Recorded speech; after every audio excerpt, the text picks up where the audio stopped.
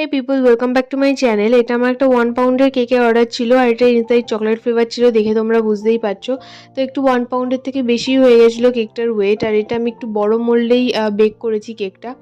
কারণ আমার একটা ফ্রেন্ড কেকটা অর্ডার করেছিল, আর ও বলেছিল আগের বারও আমার কাছ থেকেই কেক নিয়েছিল, তো কেক ভাগে পাইনি, তো বলেছিল একটু ফ্ল্যাট করে করিস কেকটা যাতে পিসেসগুলো বেশি হয়। তো সেই হিসেবেই আমি করে দিয়েছি।